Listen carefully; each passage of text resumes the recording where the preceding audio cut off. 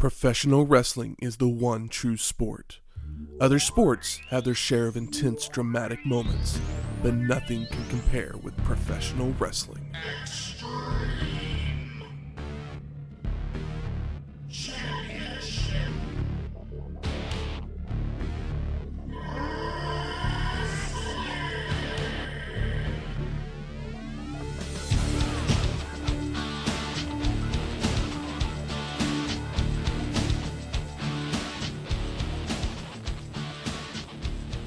Welcome to Wrestling History X, where three friends come together to talk about the stories behind the matches.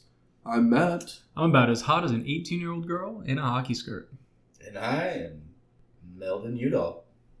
Welcome to episode 273, As Good as It Gets, 1997.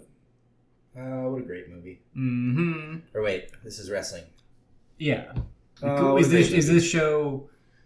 It's probably got a similar runtime. We'll find out here today if it's truly as good as it gets. If it's award worthy. Yeah. Yeah. If it's one of the best adult comedies of the late 90s. It's a weird name for a wrestling show, for ECW specifically, but... My thought was, this wasn't a pay-per-view, right? No. So calling it as good as it gets is weird because you would think they would say, if it was as good as it gets, they would charge for it on television. They don't do that. So this is the only As Good as It Gets produced by ECW. It would take place on September 20th, 1997 from the ECW Arena in Philadelphia, Pennsylvania with an attendance of 1,600 people. They packed him in, I noticed, because the steel guard rails were just a little bit closer. They were. You can always tell when they pack a them bit in. closer Yeah. than usual. When you get a little bit more scared every time somebody flies out of the ring. Yes. But we are in Philly. Oh, yes we are. It's like the first time we've been there since we got the old ChatGPT drinks completed. Yeah. Yeah. So You did a good job of weaving those without just spamming them all. I tried. Yeah. So Shane, did you do what you do? Well, here we are in Philly. As good as it gets, 1997. I didn't know this was a wrestling show until it was presented for us to watch. When I think of As Good as It Gets, obviously, according to my name as I signed in here, Melvin Udall, I think of the movie with Jack Nicholson and Helen Hunt and Greg Kinnear and Skeet Ulrich and Cuba Gooding Jr. and all of them. Great movie, up for Best Picture. One Best Actor, one Best Actress, was up for Best Supporting Actor, and all these other lots of awards. In a stacked year of 1999. Seven. Oh, it's 97. Yes. I don't know why I was thinking 99. 99 was Shakespeare in Love. And Saving Private Ryan. there we go. I'm like, what was the war movie? Yeah. There's a bunch of stacked, like, outside of the Oscars from 99. A bunch of great films. But yeah, there's when I think of As Good as It Gets, I think of the movie, I think of the actors, I think of the great storyline, the movie that I went to see over and over again. And then I also think of four words. Good times, noodle salad. I mean, it's one of the best. Yes. The full quote from the movie as they're in a car getting ready to go. I'm trying to remember where they're going. They're going out for just a weekend trip, and they're talking about people's stories, and there's a quote that says, "Some of us have great stories, pretty stories that take place at lakes with boats and friends and noodle salad. Just no one in this car, but a lot of people, that's their story. Good times, noodle salad." I don't know necessarily. I'm not going to say right off the bat if this show is good times, but I at least brought the noodle salad because if you can't have both, you can at least have one. So I went for just a store-bought Italian pasta salad from the fine grocers here in Oklahoma City, known as Crest. It's just your basic Italian pasta salad. There's some what kind of pasta is this? Bucatini or I don't know. It's like a corkscrew pasta. Yeah, I don't know my pastas. I'm not Italian. It's got some sliced carrots. There's some celery. Some sliced olives, some red peppers, It's like an Italian dressing in there. I dressed it up with some mozzarella, some fresh mozzarella balls in there. But I mean, this is your typical. You're going to the lake. You're going to a cookout. You're going over to somebody's house for some sort of a celebration during the summertime. It's gonna be hot outside, so you need cold foods to celebrate the occasion. I think I'm the only one that still has some. I ate it all. It was great. Yeah. It's not going to make any noise because it's just pasta with dressing and cheese and stuff, but I'm still going to take a bite so I can eat in front of my microphone like I do. Yeah. You guys have any good time noodle salad or lake salad or something like that you like to take to little get-togethers? Just whatever. Or you want somebody to bring? Whatever's asked of me. I'm the least picky guy with food. I'm like, you need to bring something, I'll bring something, but pasta salad is something that I appreciated more as I got older. As a kid, you're like, just give me another cheeseburger. I usually do Fiesta corn whenever I have to bring a side. Nice. Yeah. Also, I think that they may have been taking Greg Kinnear to his parents' house after he gets beat up, right? Yes, they were taking him to ask for money. Oh, yeah. But he hadn't seen them in years because they were not accepting of his being gay. Yeah. And, I'll just bring it up now. If you have problems with gay people, that's your problem. That's not their problem. And I'm saying this specifically because, A, I'm gay. B, it's Pride Month. So, just get along with each other. There's no reason to hate people for who they sleep with. If they're not sleeping with you, then what the fuck are you worried about? Unless that's what you're worried about. Are you worried that they're not sleeping with you? Do you want them to sleep with you? Then ask them. They might. Everybody just jealous. But don't just assume. Well, something that would happen right around the same time as this show, X-Men, the animated series, would end the same day. Did you guys watch this show? Yes. Sometimes. I watched it like... I did not. So. Yeah. I didn't watch it religiously. I would catch it sometimes on TV, but... I had every episode taped. Nice. Oh, you're one of those kids. It was the only show that I ever did it for. Yeah. Does the show end well, or was it canceled? It was actually, they were going to end it after the Beyond Evil storyline, and then Fox was like, we want more episodes. So there's an ending point, and then they made more. They made 6 more episodes, which Marvel didn't even fund because they were in bankruptcy at the time. So Saban actually came in. So the last 6 Power Ranger money. So the last 6 episodes look a little bit different, but it only lasts 6 days or 6 episodes, and the last one's Graduation Day, which is the one that aired on this day. That's weird. That's a weird story for a television show. Yeah, but this show is what got so many kids into X-Men and comics. Yeah. At my age group, basically. I mean, it was a huge show. I remember. I mean, it has one of the most iconic cartoon theme songs. I didn't watch a whole lot of Saturday morning cartoons. It would just be a thing that I would catch sometimes, but it wasn't a thing that I went out of my way to catch. So yeah. But then I don't know if you guys know this or not, but they actually just brought back X-Men 97. They just did a series on Disney Plus. Oh. That everyone, I haven't got to watch it yet, but everyone is absolutely loving. Yeah, I've heard it was good from a friend of ours last week. So but I never watched the original series. He said it was great and that it was more aimed at adults, probably because adults are the ones that are going to watch it. It's called X-Men 97, so that you know that it's a continuation of the old series, and they also know that it's been 27 years, so they can aim it probably at more of an adult. Yeah, I don't think it's adult in It's still a cartoon, so you can still watch it with your kids. It's not horny or anything like that, I don't think. I think it's just more, just mature, I guess. But the original cartoon wasn't goofy. It was It was the X-Men. It wasn't aimed at kids. It also wasn't it one of the last Saturday morning cartoons in the block. Probably. I have no idea. That's how I remember. Also, I've been very good at sleeping my whole life, so a lot of the times I would just sleep through the Saturday morning cartoons, or I'd wake up and just go outside because on a Saturday or Sunday, my friends were basically across the street because my house is like right across from like this field where everybody just, fucked around, rode bikes and stuff. So I just look out the window and be like, all right, I guess I'm going to go outside. I mean, there's a reason I taped it all. Because it was... Yeah. I was busy as well. Yeah, exactly. But I still wanted to watch my X-Men. But, like, this is definitely... Like, Jubilee has never been a huge character in the comics itself. But Jubilee was kind of like the point of view to insert, to get into the show. Like the audience surrogate kind of character, Huh.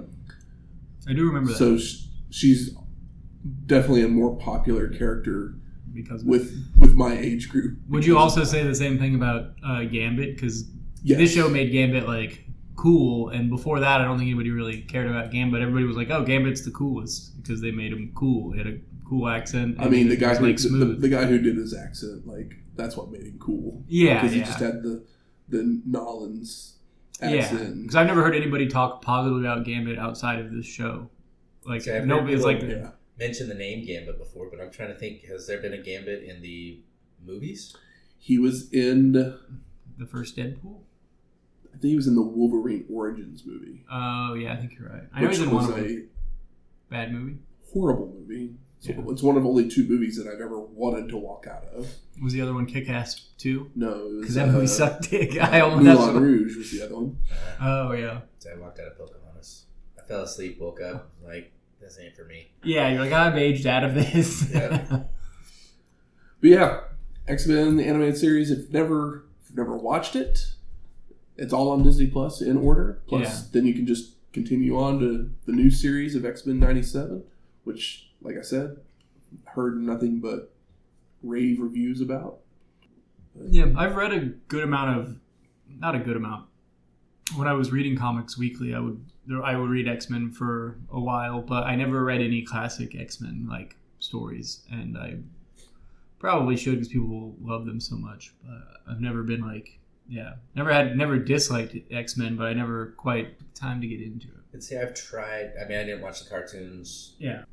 I didn't watch any of the first movies when they came out. I don't know, like 6 or 7 years ago, I tried to start watching them, and I got through part 2, and I started part 3, and I have not been back since. Part 2 is good. So, no, part 2 was fine. Part 3, X-Men, the X-Men movie series is so convoluted. Is the first one is good.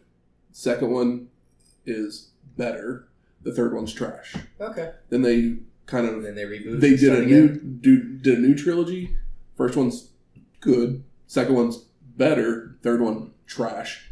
And then they did Apocalypse. I think was the last one, and it's horseshit. I mean, I've heard that the movies were pretty. I think the last one I saw was First Class, and I was like, yeah, it was okay. First Class that's the best of the new, or no, Days of Future Past. Oh, okay. First Class is the first one of the new trilogy. Yeah, I was like, that was okay. And it was Days of Future Past. That just sounds like a James Bond title. It does. It's actually the title of a storyline. That was in the.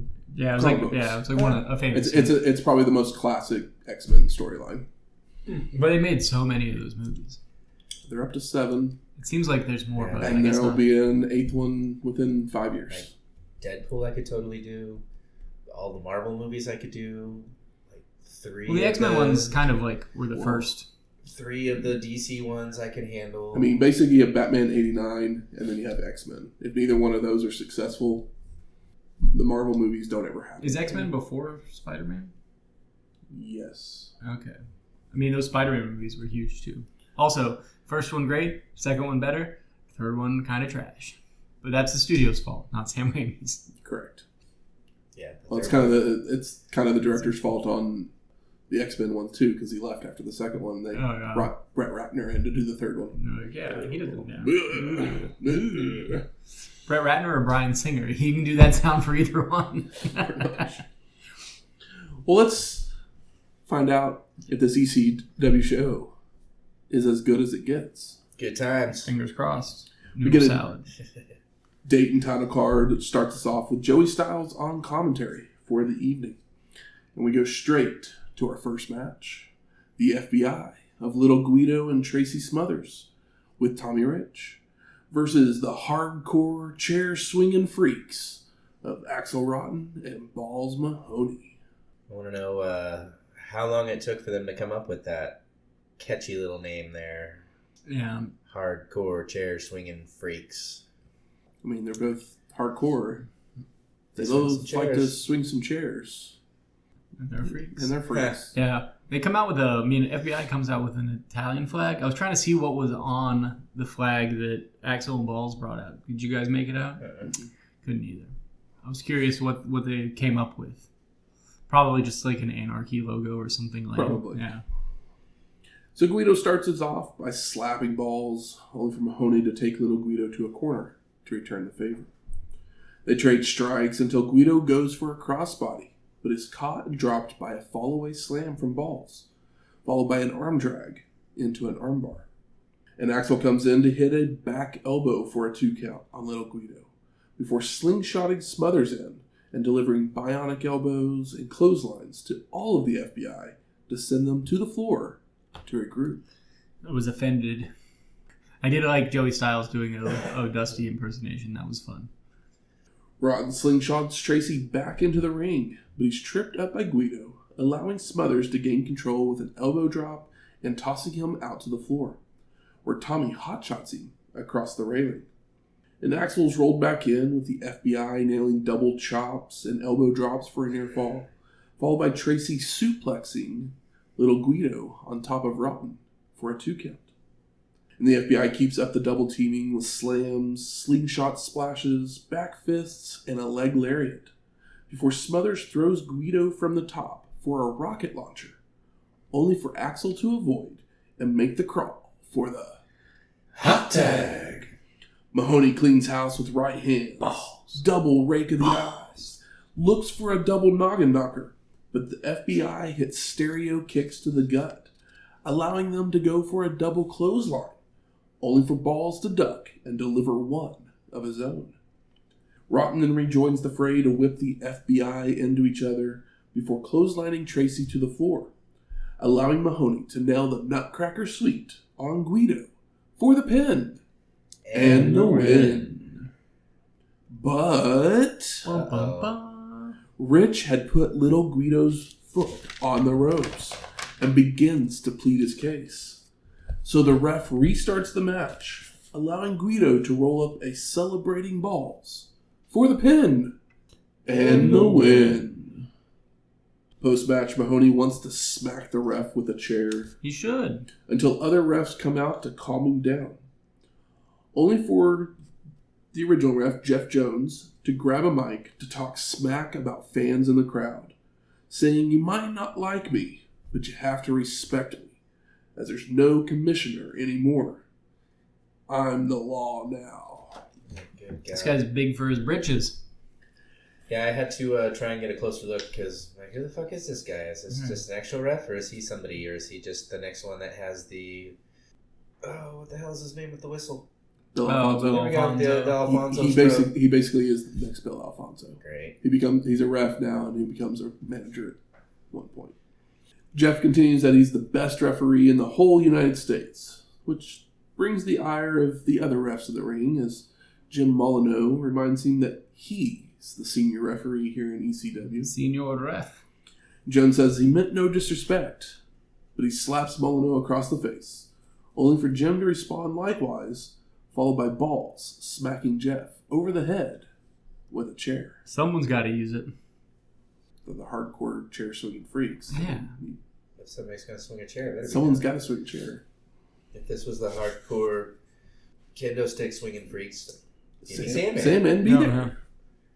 Joey Styles is in the ring, and he welcomes out Jason, the sexiest man on earth. I know. For an interview. What year is this? 97. I know, it's crazy. I was like, what? Where's he been? We haven't seen Jason since November to Remember, 1995. Episode 171. Dang. I know. Where's he been? It's over 100 episodes. Almost 2 years away. Or 2 years away, 2 years ago. Yeah. And Joey does not like that he has to do this interview, kicking the air in protest, which was pretty funny, actually. Yeah. Jason says he wants to repay the fans for being wonderful. So Styles starts jumping up and down, shouting, "He's leaving! He's leaving!" But Jason corrects him that he's actually going to introduce his new client. Joman starts walking out, and Joey says that he knows him as PJ Walker or Man of War. But Jason just says he's just incredible. Which takes Styles a second to figure out. Oh, that's his name. Who's on first? And we haven't seen Justin since Royal Rumble 96, episode 183, as Aldo Montoya. So we head to our second match. Just Incredible. With Jason. TSMA. Say what? TSMA. We're shortening it. We're shortening it for his second run. We'll see how long he lasts. Versus Jerry Lynn. And we haven't seen Jerry since World War III, 96, episode 229, as Mr. JL. And this is both men's debut match in ECW. I know, I was excited, and I was thinking, I bet Matt's excited too. Kind of thought that too. Uh-huh. As I kept looking at which made me more excited. Jerry as he walked down, and I was stuck on the haircut at first. And once I finally saw his face, it was like, he looks familiar, but who the fuck is this? And then they said his name. Like, oh yeah. Just Incredible kind of looks like Anton LaVey dressed up as as Stone Cold Steve Austin. Like we're hitting my era of ECW. I mean, not a spoiler alert or anything, or maybe a bit of one. This match and a couple other ones, I'm like, oh, this is what I like about wrestling. So, I was excited too. I was like, oh, is this what we're going to get into? Because I can do this much easier than some of the stuff they've shoved down our throats. So Justin controls early on with strikes until Lynn takes him and hammers away when the ref intervenes to get them out of the corner. Incredible complains of hair pulling, which of course is funny because he's bald. Exactly. Followed by Jason tripping up Jerry. So Lynn flies over the ropes with a planchette out atop of him. Before Justin leaps off the second rope, only for Jerry to avoid, sending Incredible ribs first into the guardrail. Damn. A reversed whip sends Lynn into the still, but Lynn catches Incredible charging in to lift and crotch Justin onto the railing, followed by a springboard bulldog down to the floor. And Jerry climbs to the top turnbuckle to fly off with a crossbody. Oof! Before rolling back in, when Lynn would telegraph a back body drop, allowing Incredible to retaliate with a spinning powerbomb. That splash, Just Incredible doesn't really catch him. He just kind of eats the concrete. It was a tough look. I ran it a few times. Lynn continues with an atomic drop and a clothesline, followed by locking in a sitting ab stretch, before transitioning into a pin attempt for a 2 count. And Justin keeps up the attack with a snapmare, basement dropkick, and a back elbow for a near fall, before applying a sleeper, only for Jerry to counter with a jawbreaker. Incredible's to his feet first to deliver chops, but he gets a boot to the face on a charge into a corner. But Justin responds with an enziguri, only for Lynn to duck and nail a DDT. Ooh, I love that spot. A sidewalk slam and a second rope leg drop for a 2 count. That's how you do a leg drop, Sandman. And Jerry misses a springboard crossbody, so Incredible heads to the top for a missile dropkick and a Northern Light suplex for a near fall. You can really tell these guys, this all sounds nice, and it is very nice, but they got the energy. They got something to prove, and they're doing a very good job of it. There's a lot of intensity. They're not just going through the motions here. I mean, it's hard to go through the motions with a spinning powerbomb. Justin goes up top again, coming off with a splash, but Lynn rolls out of the way and hits a bridging German for a 2 count, followed by another attempt, only for the two men to trade waistlocks, until Jerry lands a sit-out powerbomb for a near fall. Incredible is then placed on the turnbuckles, with Lynn wanting a superplex, but a rake of the eyes allows Justin to nail a sunset flip powerbomb for a 2 count. This is great. Incredible goes to the top again, only for Jerry to meet him there for a hurricanrana that gets a near fall, before going for a tombstone. but it's reversed into "That's Incredible," a spinning tombstone, followed by a swinging DDT for the pin and the win. I'm so excited to see more of these guys. I was waiting for it to be called the "What a Maneuver." Yeah, this is a American strong style. These guys are laying it in. It's almost like we have our lightweight or our juniors or our cruisers. This is like middleweight wrestling, where it's like they're doing big power moves, but not doing as much flippy stuff. They're not as slight, but they're laying it in. This is the kind of stuff I want to see on any show, let alone an ECW show. My only note, Mr. Incredible, maybe just stick to the spinning tombstone as your finisher and not the swinging DDT, because it didn't look good. No, it's like you already did something that looked devastating. Yeah. You don't need it's a hat on a hat at that point. Yeah. And I know you don't have any hair, but you look good without hair. Yeah. So we go to our third match, Lance Storm versus Chris Candido. Can you believe ECW is just serving them up like Are this? you okay with these back-to-back matches here, Matt? A little heart palpitations going on. And these guys are, like I said, in a similar weight class to these guys. And, we've seen these guys more recently, obviously. Back and forth action to start, when Storm would hit a hurricanrana, a hip toss, and an arm drag. But Chris responds with shoulder blocks and chops, until the two go through a series of counters that sees Lance leap onto the shoulders Candido for another rana, only for Chris to plant him with a powerbomb for a 2 count. Strikes continue to be traded when Candido would nail a swinging neckbreaker for a near fall, before Storm lands a spinning heel kick that sends Chris to the floor, with Lance following out with a springboard crossbody.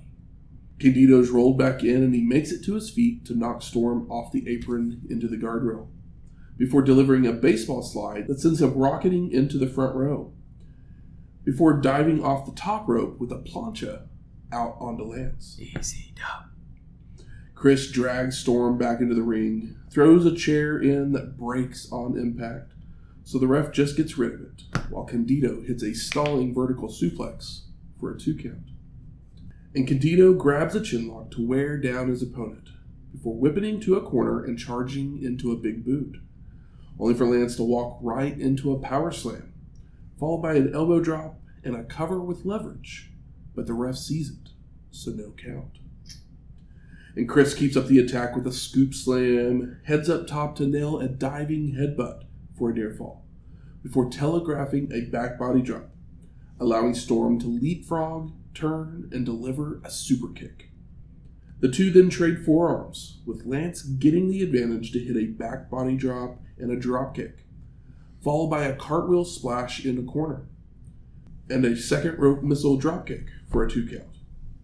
Storm then telegraphs a back body drop himself, so Candido counters it into a powerbomb, stacking on top for a near fall, followed by going for a superplex, only for Lance to block with a front suplex and leaping off the top with a sunset flip, but Chris drops down on the shoulders for a 2 count. I know, it should have been I feel like it should have been the finish because he kind of fucks up the sunset, so it would have been real clean. Storm is then whipped to a corner, only for him to leap up to the top and backwards with an elbow for a near fall, followed by a springboard clothesline that Candido avoids, allowing him to nail a bridging German for a 2 count. And Lance blocks another suplex attempt to deliver a Northern Light suplex for a near fall, but a clothesline from Chris knocks Storm down, allowing Candido to hit a pile driver and go up top, only for Storm to stumble against the ropes, causing Chris to crotch himself.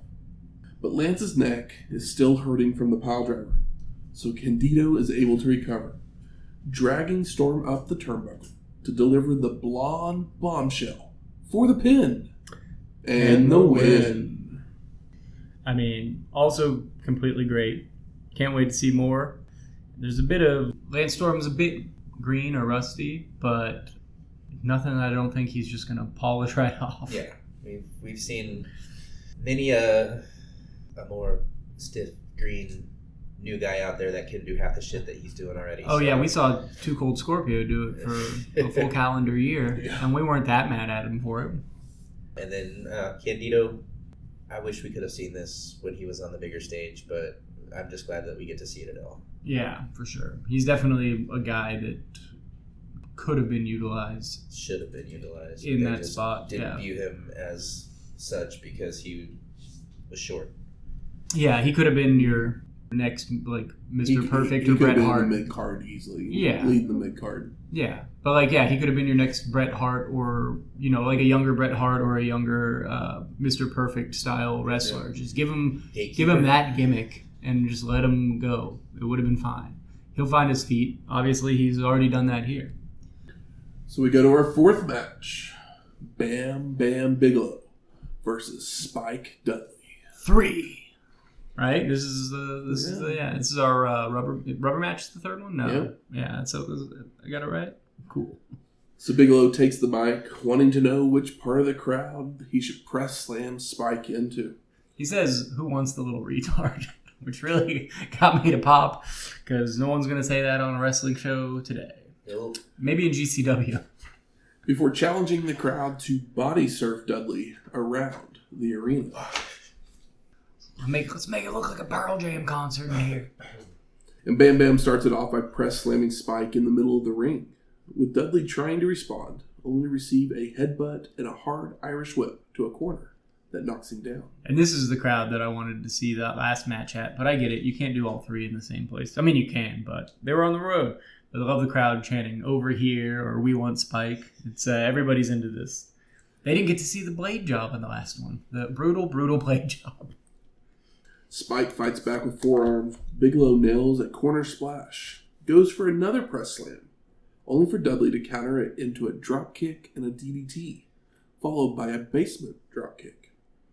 And Spike heads up top for a flying clothesline for a 2 count, before a drop kick sends Bam Bam over the ropes and through the timekeeper's table. Damn.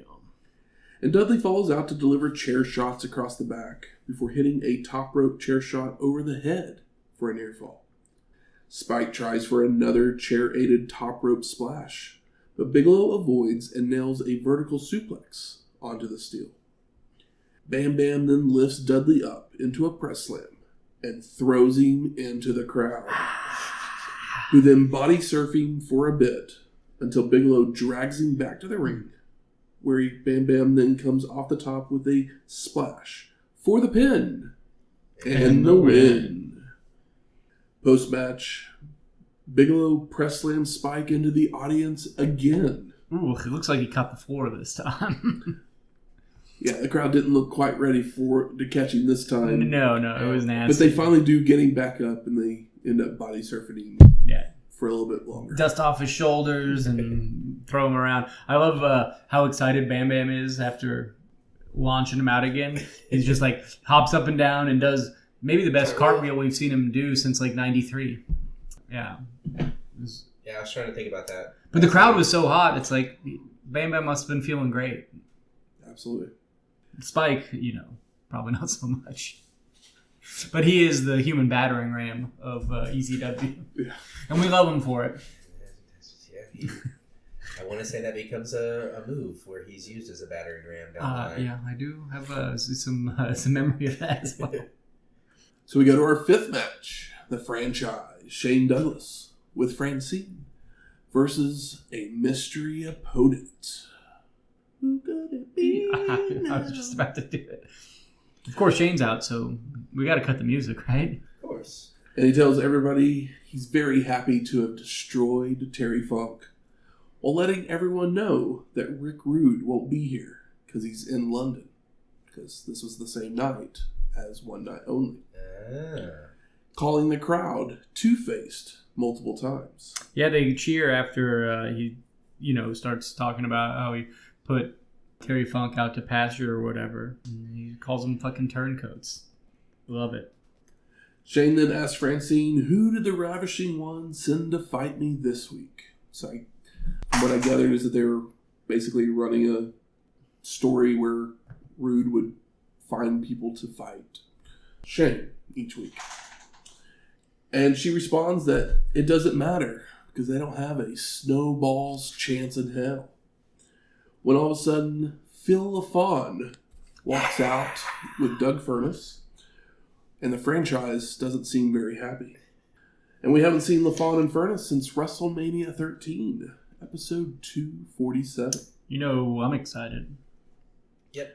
Now, when he was walking out there, I was trying to figure out, because I couldn't see a face. He just had this, like, AJ Styles aura about him, because he had the hood down over his head, so you couldn't see his face. And I guess you don't normally see LaFawn by himself walking to the ring, but he's a jack dude. I mean, these are big boys. And Douglas realizes that Doug is hurt, so he says he'll wrestle him. But Furnace takes the mic to say they've been gone for the past 11 months because they didn't know that they had to come to ECW to find the biggest pussy in the business. Oh, damn. And he's not talking about Francine. No. I forgot he did mention that. Shane steals the mic back to say he will put the belt on the line. And the match is on. That also means the champion came out first, guys. Foreshadowing. I mean, Shane Douglas kind of has to come out first because, I mean, that promo before LaFawn comes out where he's shitting on Terry Funk and he immediately switches gear and knows what to do when the crowd starts, like, cheering for him beating up Terry Funk and for him, like, shitting on Rude a little bit, and then he immediately is like, it's like, oh, you guys are a bunch of fucking loser turncoats or whatever. It's like, Shane Douglas has just got it. You don't stay the course, you got to work on your feet. So the franchise charges right into strikes and a pair of clotheslines, followed by chops and a back body drop that sends Douglas bailing to regroup. And Phil brings Shane back in the hard way for a 2 count, before going to an ab stretch, transitioning it into a roll-up for a near fall, followed by a savant kick for another 2. And the franchise escapes a chin lock with a jawbreaker, leading to the 2 men trading chops, when LaFawn would deliver a super kick and make a cover, only for Francine to slap him from the floor to break it up. She's a whore. And she climbs up on the apron to argue with Phil, allowing Douglas to recover. But LaFawn ducks a clothesline and locks on a sleeper, only for Francine to enter the ring to low blow Phil from behind to break up the hold. Shane with an atomic drop and a drop kick to the groin sends LaFawn to the floor, with the franchise falling out to throw him into a guardrail. And back at the ring, Douglas keeps up the attack, working the neck with chin locks, neck snaps, and a monkey flip, only for Phil to try to land on his feet. But he slips and falls, clutching at his knee. Poor guy. I had a thought when Francine did the back rake. That should be a move only female, like, managers do. Because that's the only time I'm going to find it believable. They got nails. They're not going to be able to punch a guy hard enough to make a big difference if he's a large wrestler. They can punch Spike Dudley, but not Phil LaFawn. But when a guy does a back rake, I'm like, what are we doing here? But that's like taking away one of Terry's most devastating moves. That's right. Terry stinks. Maybe there's a save for ECW. There's hundreds of episodes of us talking about how Terry stinks. So the franchise applies a head scissors. Terry Bollea, that is, not Terry Funk, who would not besmirch the name of Terry Funk. Only for LaFawn to counter it into an STF. But they're too close to the ropes and is forced to break, where Douglas mule kicks and a basement drop kick to the balls of Phil to regain control. Boo. And Shane goes for a suplex, only for LaFawn to float over and roll up the franchise for a 2 count. But the franchise retaliates with a clothesline and applies a camel clutch momentarily. Douglas then goes for another monkey flip, only for Phil to catch and hotshot him onto the top turnbuckle, followed by a hip toss that sends Shane face first into the corner again. LaFawn with a scoop slam and a second rope senton for a near fall, a spinning heel kick for a 2 count, before nailing a tiger driver for a near fall. And Furnace jumps on the apron to complain about a slow count, allowing Francine to come in again, only to receive a tiger bomb for her troubles. Damn. Before Phil realizes that the franchise hasn't gotten up yet, so he covers again for a 2 count. Now Chris Candido jumps in the ring, but LaFawn meets him with a kick, while Doug comes in to clothesline Douglas before teaming with his partner for a double back body drop to Candido, followed by a snap suplex as well to Chris. And Phil heads out to the floor to deal with Shane when Bam Bam Bigelow would come out to square off with Furnace inside the ring, slugging it out until Doug delivers a DDT. Yeah. Our actual competitors make their way back in when Candido would clip LaFawn's knee from behind, allowing the franchise to hit another basement dropkick before whipping, only for Phil to fall over due to the pain. And Douglas locks on a spinning toe hold to the bad leg, only for LaFawn to cradle him up for a 2 count. But Shane reverses it into a jackknife attempt for the pin and the win. Not bad. I was... did LaFawn have something in his contract that said he couldn't take the belly-to-belly suplex for the win? Well, I mean, I don't know. Yeah. That's the only complaint about this match. Yeah. Fine. I mean, I get the toe hold because that's not the last move, but it's like, well, he just quote-unquote retired Terry Funk. But, yeah. I did like that, my heart retired Terry Funk, sir. Yeah. Oh, sorry. Yes. I apologize. Shane just took his belt, yes. I love that they tease a little bit of Bam Bam and Furnace. Yeah, I'm like, of course I want to see that. Hopefully we do. Mm-hmm. And I love this too because it's like, well, we can't let them brawl every time. Plus, one of them's hurt, and that kind of takes a little bit of it away because this crowd knows Doug Furnace. They know Bam Bam. So we don't really need to... All we need is that to tease it and be like, hopefully we get it. Because who doesn't want to see that? Yeah, I guess Furnace, LaFawn, Too Cold Scorpio, or Flash Funk, whatever you want to call him, and one other person, they were in a car accident. And that's why they've all kind of been missing in action. And they're just now coming back to competition. Were they over in Japan or something? No, I think they were just working house shows for WWF. Working house shows for WWF. Oh, they've been gone for 11 months or whatever. Yeah. So I'm trying to think who else was with them. I read it the other day and I can't think of who it is now. Somebody working house shows. We then see the Pitbulls and Lance Wright make their way to the ring.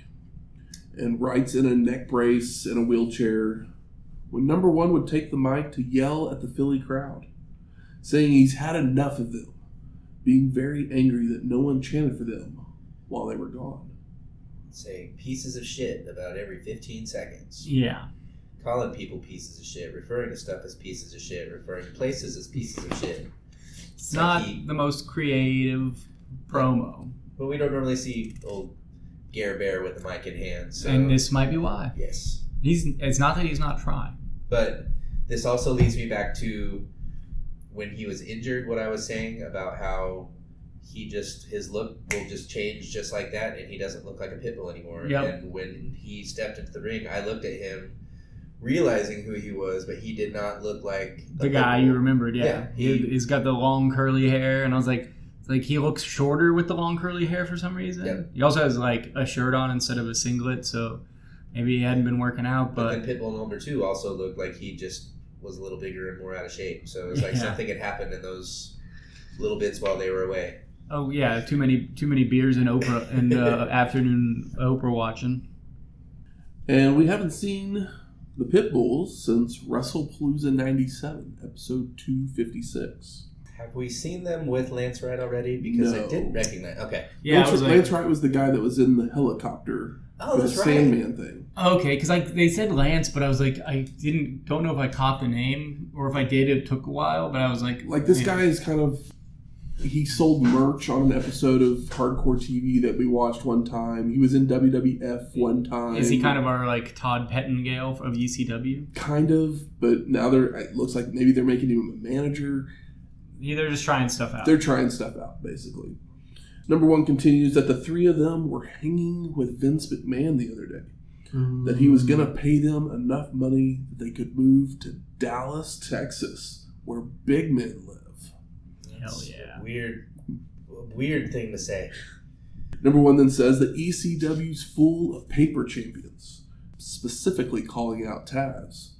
Just going on and on about how he beat the human suplex machine in 1994, before saying Taz wouldn't sign the contract for number 2 to have a chance at the TV title. When Taz was a maniac. Number 1 keeps going by issuing an open challenge, which gets no response. Yeah.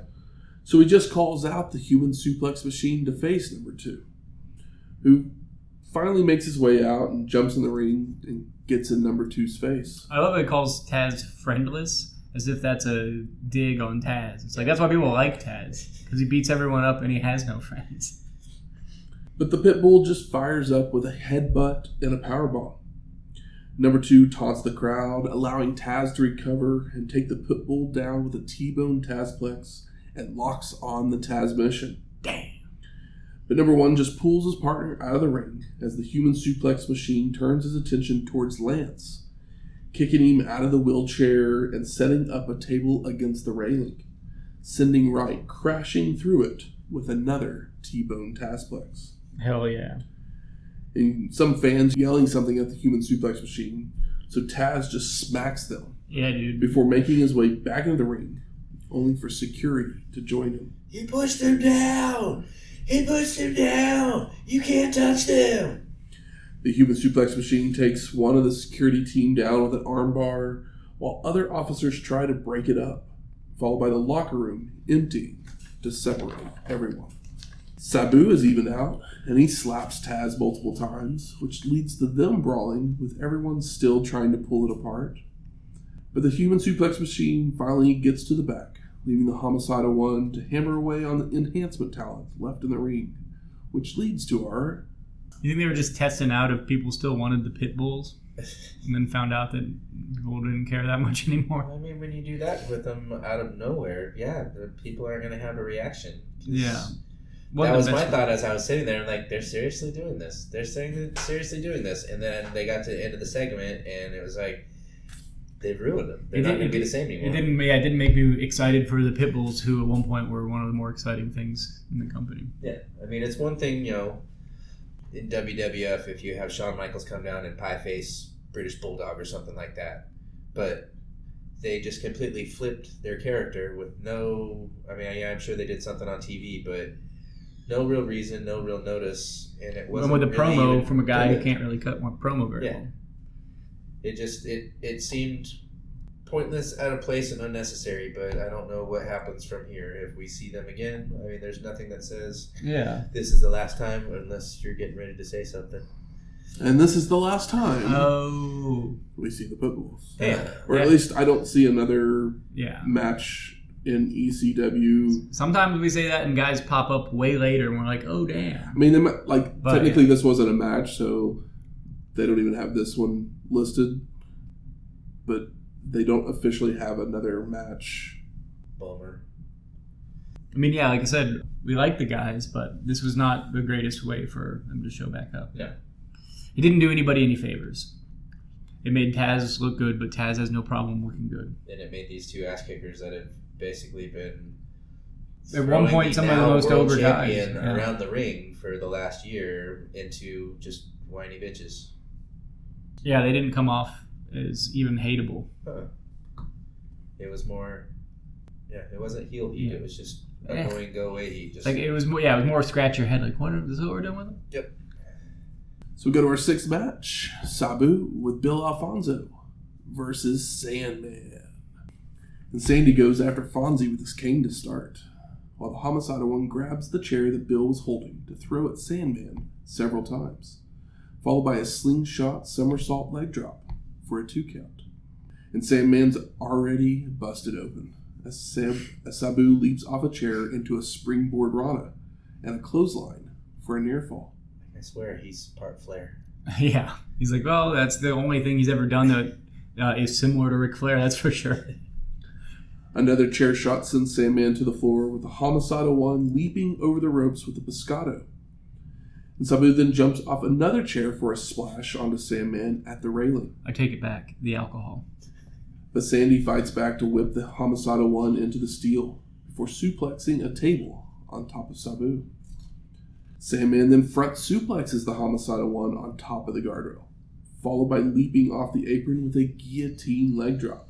His maybe the best Sandman leg drop ever, because he actually hits it. Because he hits it, but the guy's like standing up and he's coming from so high up that like there's no way he can really miss it or make it look that bad as long as he gets his leg across the back of it. But yeah, I had it as the best worst Sandman leg drop.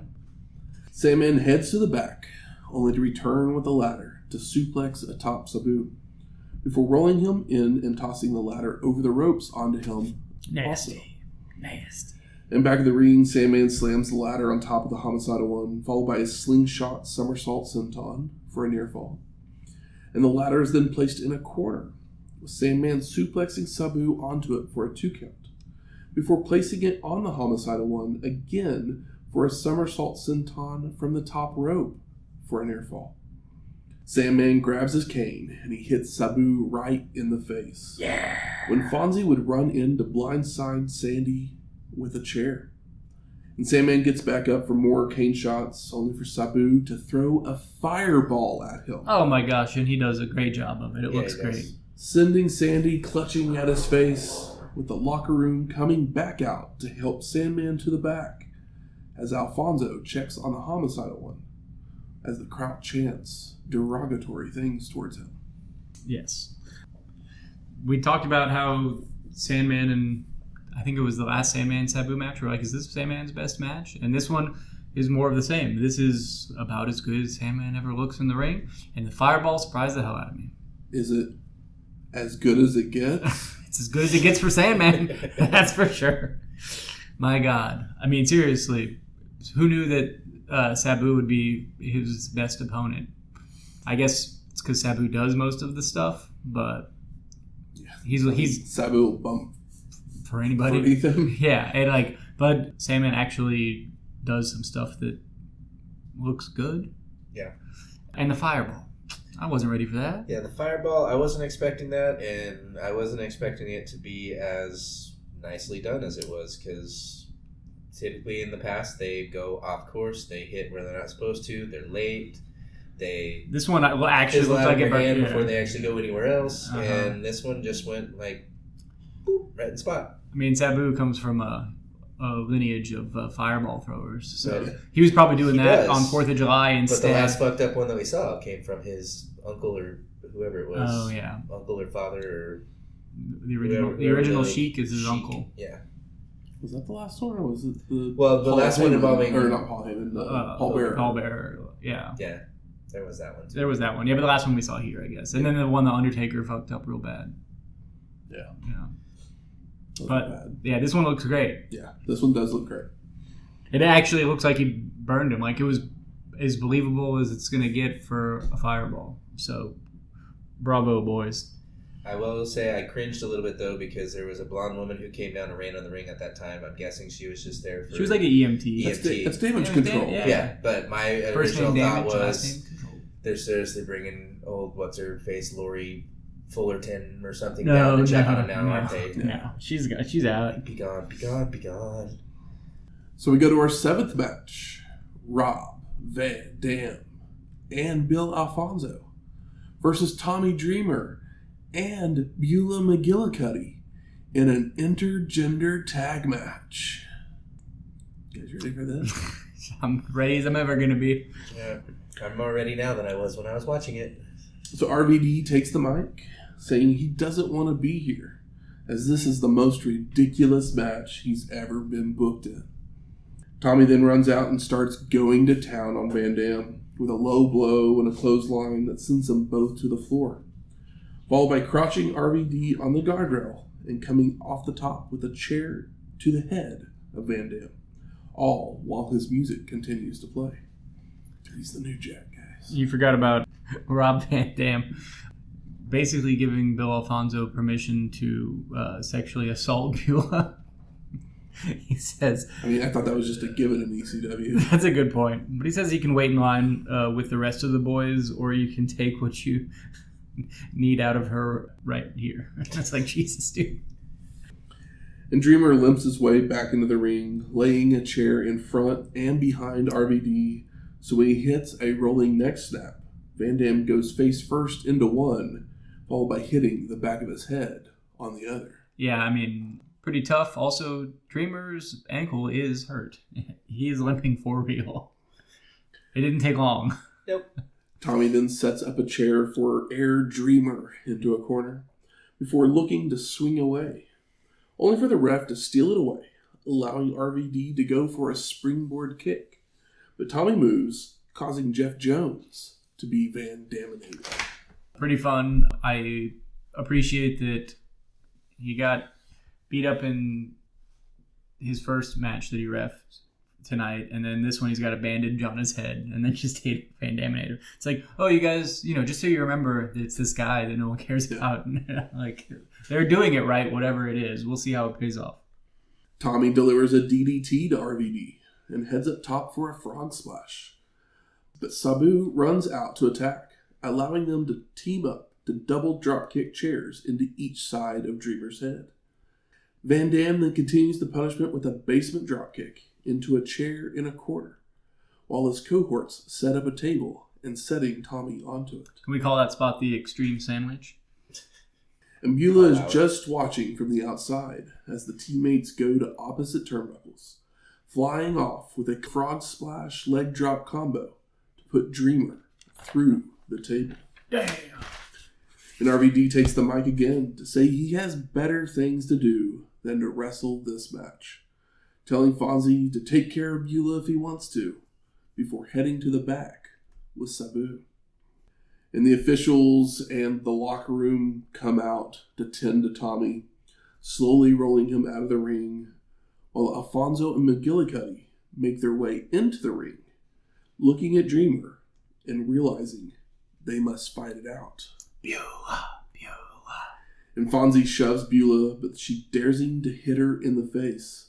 So when he goes to, she pulls a cookie sheet from under her shirt to block the punch, followed by hitting Alfonso right in the face, busting him open. Pretty fun, and she does this. After she does it, pulls the shirt off, does the Dreamer pose. Which leaves her in a sports bra. That's what everybody wants anyway. Before tossing Fonzie to the floor and into multiple guardrails. And they head back in with Beulah grabbing a frying pan from a fan. Call back. But this allows Alfonso to go low and nail a leg drop to the vag. And Fonzie chokes her on the ropes, and then does the same with his whistle strap, followed by a body slam. And Alfonso goes for a suplex, but McGillicutty blocks and reverses it into a DDT for a 2 count. Beulah then ducks a clothesline and turns to hit one of her own, that sees Fonzie saying he's had enough, but McGillicutty hasn't, as she starts chopping away in a corner. And Alfonso chops back with his crimson mask before going up top, only for Beulah to knock him down, causing Fonzie to crotch himself, followed by dropping down into a tree of woe. McGillicutty then positions a chair on his face to deliver a baseball slide, then says she's going up for a moonsault, but Alfonso makes it back to his feet to powerbomb her down, only for her to reverse it into a hurricanrana. Beulah Canrana. For the pin and the win. This was way more fun than it had any right to be. Yes. Post-match, Tommy rolls back in to celebrate with Beulah. Aww. Good moment there. Yeah. All the feels. She finally got hers. She's been portrayed as a whore for too long, so it's finally time for her to just come in there and kick some ass. Alfonso with the crimson mask it was pretty brutal. Mm-hmm. Yeah. Alfonso bleeds with the best of them. Yeah. So we go to our 8th match. The Dudleys. Bubba Ray and Devon Dudley with Big Dick, Sign Guy, and Joel Gertner versus the Gangstanators of New Jack and John Kronus for the ECW World Tag Team Championships. The champs came out first. Foreshadowing. And they take the mic to insult the crowd, making sure to remind everyone how the Eagles are horrible as Gertner wears a Dallas Cowboys jersey. Showing off for those big boys that live in Dallas, apparently. Yeah. Joel then starts insulting other ECW tag teams, such as the Pitbulls, the Gangstas, the Eliminators, the Hardcore Chair Swingin' Freaks, and the FBI, before then making introductions for his own team, until the music hits, the X's go up, and the trash cans go flying, with the Gangstanators hitting the ring to start brawling, with Jack using a crutch over the back of Devon, while Bubba Ray hammers away on Kronus, and plunder's being used by everyone as Bubba smashes the trash can over John's back. As my eyes glaze over. Yep, the X's go up, the trash cans go flying, and my attention span not even slowly, it just like immediately turns off until the music stops. Yeah, it's like a Homer Simpson thought, it just disappears. But Kronus fights back with a spin kick and a clothesline before helping out his partner momentarily. Kronus and Bubba Ray then fight over a no parking sign until John gets smacked over the head and tossed to the floor, where New Jack and Devon already are. Big Dick then gets involved by pounding on Kronus, charging in, only to be back body dropped out into the crowd. And Jack takes a table and Devon out into the crowd, placing him on it, followed by heading up to the balcony above the front doors, where he dives off, sending them both through the table. It's that era, New Jack. Now back in the ring, Bubba uses all kinds of plunder on John for nailing a bulldog and making the cover for the pin. And New Jack makes the save. The Gangstanators then double team Bubba Ray for a 2 count as Devon makes his way back, only to receive a crutch shot from Jack. And Bubba's knocked out of the ring by Kronus, followed by New Jack smashing a guitar over the head of Big Dick, It exploded. who had climbed up to the apron. Yeah, they got plenty of flour inside that thing. Yep. John then heads up top for a 450 splash onto Devon for the pin and the win. And no! Post-match, the Gangstanators celebrate as Joey says his goodbyes, and we fade to black.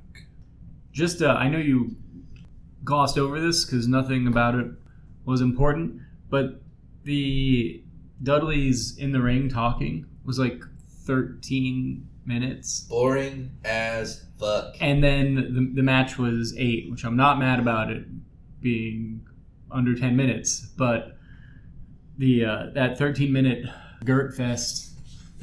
It was dirty. by the time the action started, I was already wordy-gurdy. Yeah, I was already dreaming. If I could rearrange the last 2 matches, I would. Because send the crowd home happy. Give Beulah her shining moment. You know how many times we've ended the fucking show with that stupid ass song playing nonstop? We'll let Matt get to it. We'll give our thoughts. Yeah. So I ask you, gentlemen, what are your overall thoughts of As Good As It Gets? Shane, would you like to go first? 1997. It got. I don't know if it got good, but it got. That's all I got. It was good. Until the last match, which meant nothing and took away from the fresh feeling that I got from this show, because there was some fresh, some new blood, some old blood that we love, and as far as in-ring goes, this was a high-quality in-ring ECW show. And then for New Jack to be with Kronus, it's like I can't think of a thing that I could care less about. And I like John Kronus. Yep. I like New Jack on the mic. I'll replace it with 5 different words. Uh-huh. I'll take away the As Good As It Gets, and I'll replace it with Same As It Ever Was. Because it had its fresh moments, like you said, and then it was just like, all right, well, here, we'll just put that same leftover Christmas ribbon that we've been using for the same 5 years on the same present over and over and over and over and over and over and over, and I lost interest. Like I said, as soon as and it's sad because as soon as New Jack music hits, my interest in the match just immediately shuts off. Yeah. But it could have been it was only the last 8 minutes. 10-star match from there. Wait a second. I would have just rolled my eyes through it. last 21 minutes if you count the intro, but like it's like, oh, it's kind of a bummer. It's like, oh, would you like your sundae with a cherry on top or a rabbit turd? And it's like, well, thanks for the rabbit turd. I mean, you guys have basically said my entire thought process already. We felt strongly about the last match. Yeah, I mean, we're pretty much all the show starts off well enough. Like the first four matches are they're good. Nothing like spectacular about them, but they're good, wonderful. And they're like first step in a feud. Yeah. But then we started falling into some old ECW tropes with random opponents, locker rooms emptying every match, just and brawls ending shows. Yeah. I think that some of the stuff is typical ECW stuff, but it was different enough that I didn't find it uninteresting. So that's cool. Like Sandman and Sabu was good, and Sabu shot a fireball. The Dreamer and the Dreamer tag match was like, okay, whatever, but then Beulah and Alfonso made a meal out of it. So like, if they didn't do that, then I would have been like, okay, hand wave. I would have had a total different feel at the end of the show had that last match not been there. And they only put it they put it last because that's where they always put these kinds of matches, but also a title changes. But nobody cares because it's a surprise, and like nobody cares. I don't think anybody wanted. I don't know if anybody. That nobody really wants. No, I don't think anybody wants that. I mean, I'm glad for Kronus to get paid. They love New Jack up there. I know, but they love New Jack up there so they can yell words at him that you shouldn't yell. No, they like New Jack. They might be racist, but they do like New Jack. I mean, yes, there are good moments on the show, for sure, which we'll talk about more here soon. But overall, not worth the watch. Yep. Yeah. I would agree because I assume that the things that I liked, the guys that I liked in this we're going to see better matchups. We're going to see better matches of, but it's nice to see the first one if you're a completist. This is a completist show. Like literally, I mean, biggest moment of the show is it's Just Incredible's first appearance. Yeah. Because he becomes kind of a big deal in ECW. He becomes a guy. Yeah. Good. Where's the smart marks at? There. All right. Fuck you. I think it's time we smark it up. So what are some of the best moments of this show? I mean, Spike getting tossed into the crowd once again. Yeah. Yeah, I mean, it's always fun. That's always fun. But the 1-2 punch of Credible and Lynn and then Storm Candido. I was like, just give me a whole card of this. And yeah, so that's what like got me juiced up for this show. And then after that, I thought the show was pretty good. Without those two matches, like getting my heart rate up a little bit, who knows where I would have fell on it. Yeah, you felt hopeful for what was to come. Yeah, and I was pretty well entertained, with the exception of the last 21 minutes. Yeah, it's seriously, it's like the Pitbulls came along and it was just all from there. I mean, yeah, we had a good Sandman moments in the match there. Beulah and Fireball. Alfonso had their moment, but LaFawn and Furnace. It ends on a sour note, and there's just funk. Someone pissed in our post toasties. Yeah. His name was New Jack. Jumped out of order there. What's some of my favorites? The Beulah Conrana. Yeah. I just love Joey.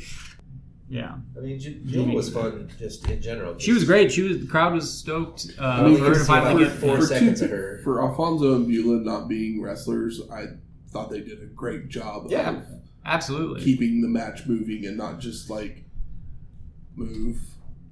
Okay, what do we do next? No, they had the facials and they kept their characters, and it wasn't like they didn't look like they were thinking about what they needed to do next. They just did it. Yep.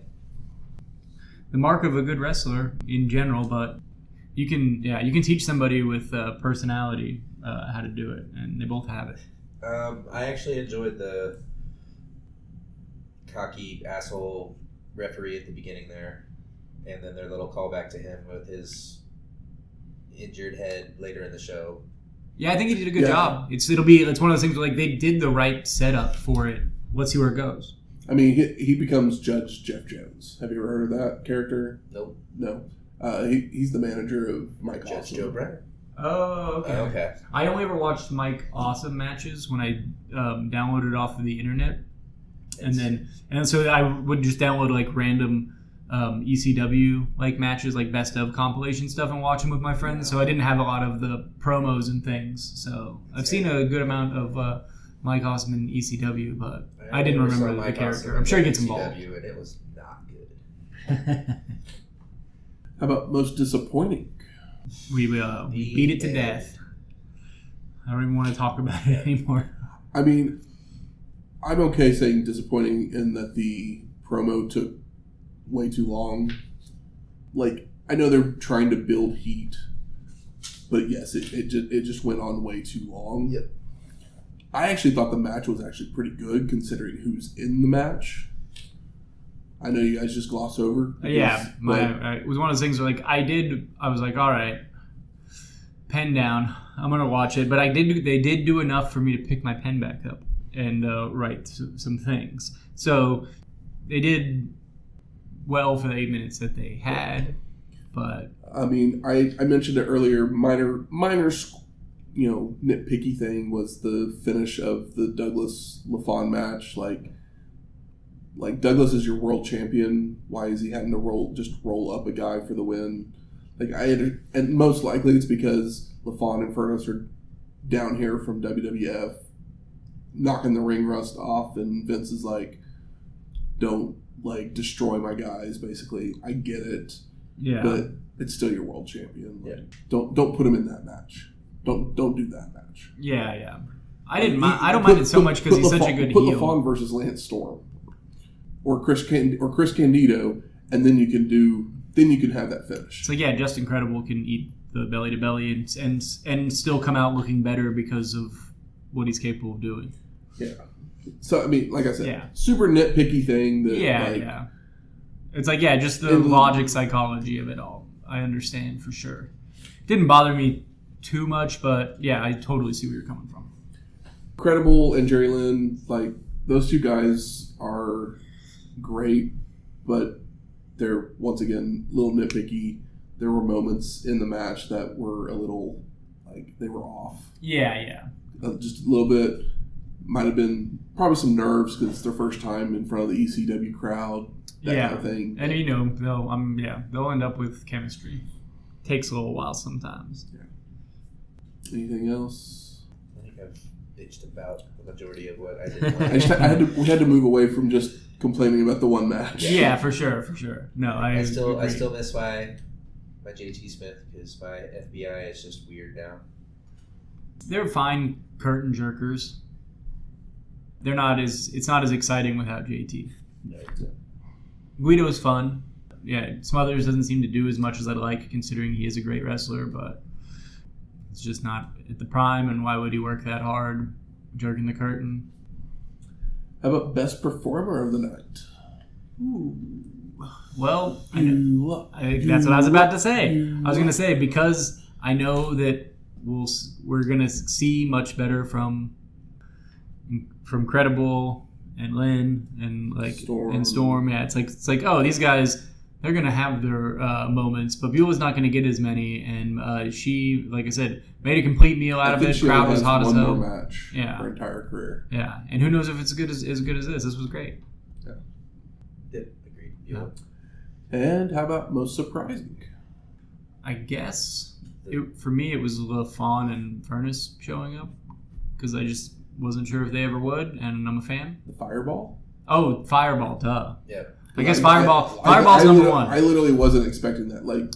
Fireball's number one for LaFon sure. and Furnace, yes, that is a surprise, but it's not as surprising as the Fireball. You're right. The quick, maybe we didn't realize them because we've had other shows we've watched, but the quick 180 and then disappearance of the Pitbulls. Yeah. Who were the top of the card, led the story, had all this shit going on, and then it was just this. They got healthy and then they just kind of got passed by because maybe they're not that good. Maybe they wanted too much money. Yeah, I mean, who knows? It's one of those things like, well, we just kind of moved on from that, and we don't really have a place to put you, so. Yeah. Well, I'd much rather have seen the pit bulls come out and destroy the Dudleys, but it's been a year. What are we gonna do? And now for a look back even further into the history of wrestling. The dusty finish. The Giant had won the WCW World Heavyweight Championship in a controversial manner, so he had been stripped of the title. And the WCW Championship Committee had decided to put the belt on the line at World War III on November 26, 1995, in a 3-ring, 60-man battle royal. Brawls and eliminations galore until they were down to 1 ring, where Eddie Guerrero would get tossed by the Horsemen, only for Sting to then eliminate his rivals. Lex Luger then would team up with the Stinger to attack Giant, leading to Hulk Hogan eliminating all 3 of them out of nowhere. But the big man would drag the Hulkster under the bottom rope to brawl, while Macho Man Randy Savage dumped one-man gang out, leaving him alone in the ring, with the ref declaring him the winner to become the WCW World Champion for the first time. Savage's friends and enemies would all come looking to make a challenge, as he didn't know who to trust. Old Poffo never knew or trusted anyone. Nope. Hey, he didn't even have to act for this. Next week, WWF Monday Night Raw. From September 22nd, 1997. I sometimes forget to say the date there. Yeah. It's cool. Yeah, it's a Raw, and it's a Madison Square Garden, so that's always fun. First time in the Garden for a Raw. Oh, really? Yeah. Cool. Yeah. That's awesome. Yeah, I imagine it'll be fun. When we watch Raws, there's normally a good reason. Yep. And I doubt it's only because it's in Madison Square Garden. Also, McMahon's not going to book something like there's no way he's going to book Raw in the Garden for the first time and not do something interesting. So, yeah, I'm pumped for it. Music from this week's show is This Is Extreme by Harry Slash and the Slashtones. And the Gangstanators won our main event, so we play Natural Born Killaz by Dr. Dre and Ice Cube. On the version of the show I watched, they didn't even do like the G-Funk type of beat for it. They played like, it sounded more like an LL Cool J like style hip hop beat, and I was like, they're not even playing the G-Funk beat that they use on the network. I don't know. I don't know where you found this show, but it was funny to hear that. Yeah. If you like this episode or any of our other ones, please go out there and rate and review us on iTunes, Spotify, Google Play, or wherever you find your podcast at. Do as Michael says. 5 stars and no stars. Be a pal. If you have any questions, comments, concerns. What'd you think of the show? Did you have a favorite match? I'm still trying to figure out what mine is, but I'd like to hear from you. Give us a shout out. Did you think it was as good as it gets? As good as it gets, or it could have been better? Either way, it gave us something to talk about. Yeah, but hit us up on the old Twitter machine, because I'm back to where I live call it X again. So, slide into our DMs, get a shout out, something. Let us hear from you. You hear from us on a weekly basis. We should put ourselves on Blue Sky and Rumble. Get everybody from all sides. Do it. If you have any of those things, you can email us at WrestlingHistoryX@gmail.com or find us on X at WrestlingHistoX. That's Wrestling HISTOX. We'll talk to you next week. Later, Naters.